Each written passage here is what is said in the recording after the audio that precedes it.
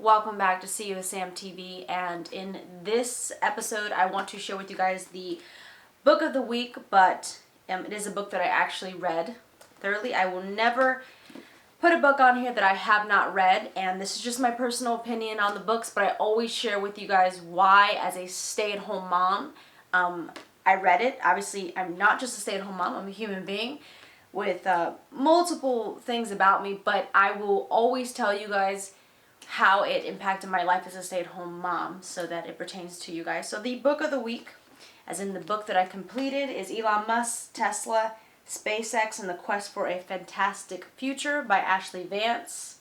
So you guys might be like, oh, already stop there. I wouldn't read something like that. So be open-minded. Again, this is my personal testimony to these books. I'm a ferocious reader. I actually read dozens of books in one time, meaning that I don't particularly read one book. I just saturate myself in a lot of information. But this one, it took me, honestly, 2.5 days. And it was a lot of just reading through because I wanted to. So this book in particular, I'm a very driven individual. And to be able to do everything I do and keep my number one priority, aside from autonomy to myself, alignment with myself, my children, my duty to my kids, everything that I have done as a stay-at-home mom in my life, I've had to do with my kids. So it is to my best interest to download information, learn information, and see how others are doing it. Because this individual, along with many others, are running multiple empires. They are managing so much, running so much. So I don't know about you guys, but I have 2 sons, and my sons are not a handful.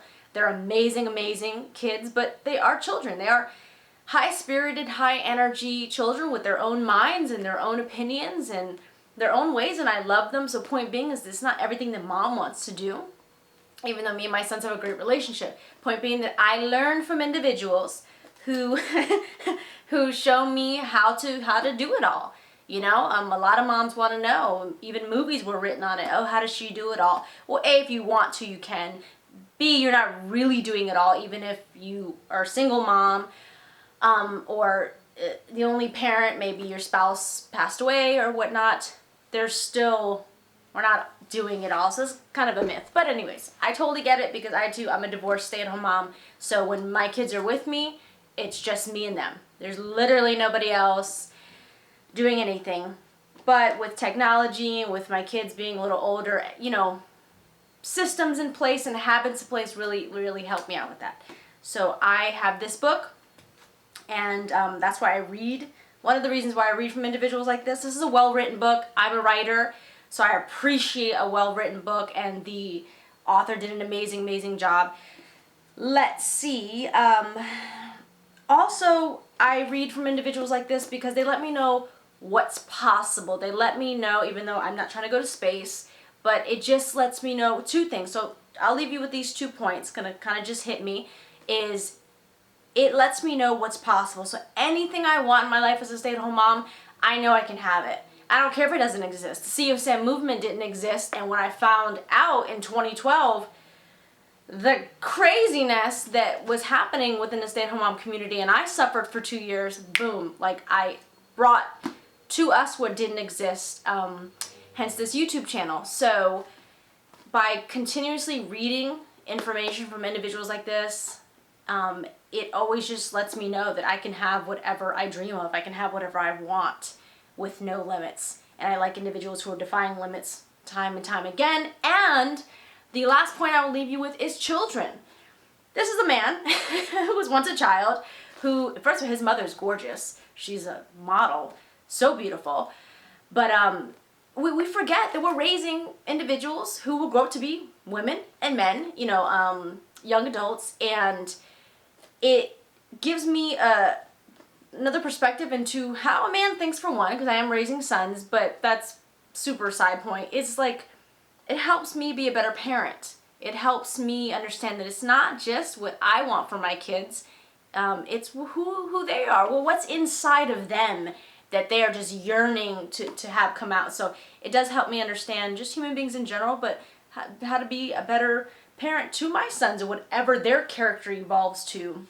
and to have an open mind, because if you don't have an open mind, if you don't know anything about Elon Musk, going for what's, just so much to be said about him, and I don't want to say the wrong thing, so I encourage you to research him, but an individual who is doing what needs to be done, doing what he wants to be done, driven by something inside of him, has to do with space, and so much more to him. That's why I don't want to say one or two things about this individual. But when it comes to our children, it's just making sure that as my son's characters develop, there's more to life than a job. There's more to life than maybe, there's so much that once you learn, there's other things to do in this world, and you have that mindset as a mom, and you're not kind of stuck in a box, you can be more tolerant if your child veers that way or that way or that way, because this is a planet of a lot of human beings, so it helps me be more tolerable by understanding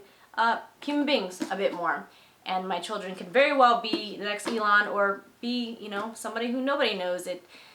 Nevertheless, I want to respect the dreams and the visions and the obsessions and the higher callings of my children, such as this individual has respected his, and we have great things, and I enjoyed the book as a result of it. So that's the book that I have read thoroughly. I got it from Amazon, and if you guys like space, if you like reading the accounts of individuals in Silicon Valley and building a company, and a little bit of Elon Musk's life, well, a lot of his life, and Tesla, and a lot of facts here too. I lied. Super last point is the facts in here. The masses share a lot of information, and this could all be lies too. I mean, there could be things in here that's not factual. But the point is, there was a lot of record that was set straight in here that I appreciated. I appreciated having it come from the horse's mouth, like, oh, that was the truth. Oh, that was really what happened. Oh, that was really what happened, versus what's said perpetually online and in memes and on social media. So reading books is also a great way to get the facts, or close to the horse's mouth as possible. That's the book of the week, and let me know if you read it. Let me know if you even like this stuff or what you think.